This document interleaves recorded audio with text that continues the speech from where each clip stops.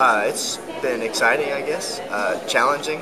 But The University of North Alabama hosted Research Day April 9th through April 10th from 9 to 10 p.m. This was the first Research Day that included oral presentations from student researchers. It's been fun, exciting, time-consuming, but it's also rewarding because it teaches you how to present the work that you've been doing. The Research Day, sponsored by the Quality Enhancement Program, included research from 28 different departments ranging from music and science. This year's Research Day is the year first, which includes the first year for student presentations, first year for reception, first year that Research Day has ever been 2 days. There's 35 student presentations that the public are encouraged to attend, along with 40 students being active this year. It's also rewarding because it teaches you how to present the work that you've been doing, rather than just write it all down on a piece of paper, but actually speak about it, so it's very helpful.